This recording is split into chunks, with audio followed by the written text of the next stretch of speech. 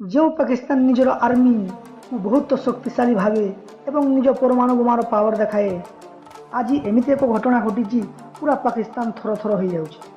Pakistani army उपर एमती एक आक्रमण होती से ही आक्रमण में पाकिस्तान 102 आर्मी शहीद हो जाती। पाकिस्तान केवल निज देशर केते आर्मी शहीद हेले केते कौन है से सठिक रिपोर्ट दिए ना, किंतु यह रिपोर्ट जना पड़ी पाकिस्तान 102 आर्मी शहीद हो जाती।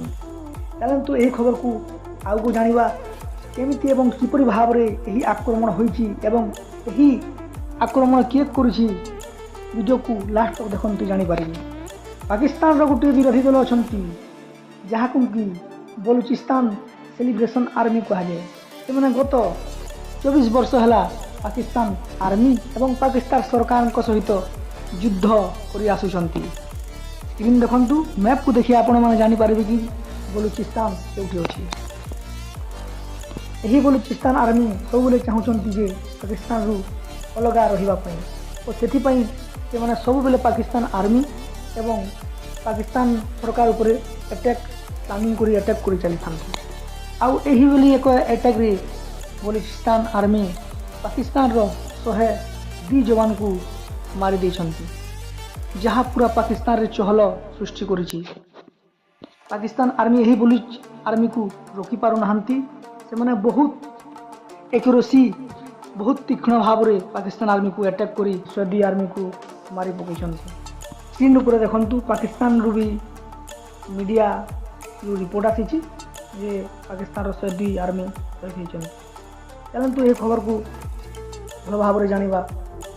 पाकिस्तान जो आतंकवादी निजे पालुला खुए पी रखुला आज से आतंकवादी चढ़ कर सी जमी कर्म करे से सेमती फल पाए। आउ बलूचिस्तान आर्मी मैंने मीडिया कहते ये तो केवल आरंभ एथिरु आउ बड़ बड़ आक्रमण करा जीवो एवं से मैंने एतिक अटकी ना हाईवे रो ब्रिज मान को ध्वंस विध्वंस करछंती, रेलवे रो ब्रिज मान को ध्वंस विध्वंस करछंती, एमती कि बहुत गुड़े ब्रिज इंफ्रास्ट्रक्चर सबको ध्वंस विध्वंस करी पाकिस्तान रे कोहराम सृष्टि करछंती।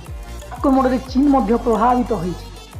चीन आपण माने जानिथिबे चीन पाकिस्तान रे सीपेक प्रोजेक्ट को नहीं काम चली, किंतु सही सीपेक प्रोजेक्ट रो ब्रिज मान को मध्य बलूच आर्मी छाड़ी नाहंती, ध्वंस विध्वंस करुछंती एवं चीन रो इंजीनियर तांको लेबर से काम करबा पई डरुछंती। से मान को काम करबा पई किछि अर्थ अधिक प्रदान करी काम करबा पई बाध्य करूछि, किंतु जेउ भली भाव रे अटैक चली से काम करबा पई चीन लेबर एवं इंजीनियर मध्य डरुछंती। यही भली भाव रे जदि अटैक जारी रहिबो ताहेले चीन जो 60 मिलियन खर्च करी सीपेक प्रोजेक्ट तैयारी करुछि ताहा ध्वंस विध्वंस हो चीन को आर्थिक स्थिति बिगड़ी जीवो।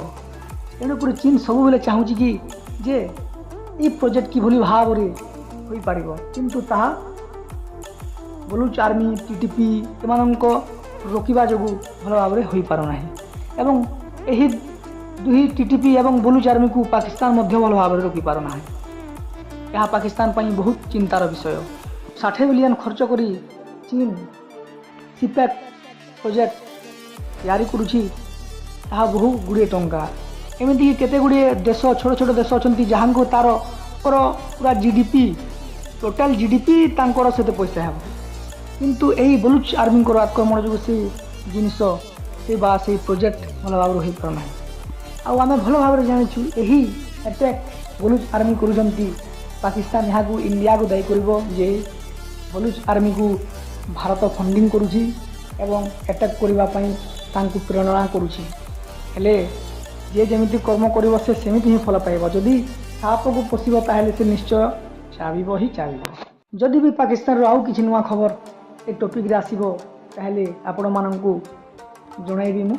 सेति पई आपण माने ए वीडियो को लाइक कमेंट एवं शेयर करंतु एवं कमेंट सेक्शन रे जो हिन लिखंतु। जय भारत।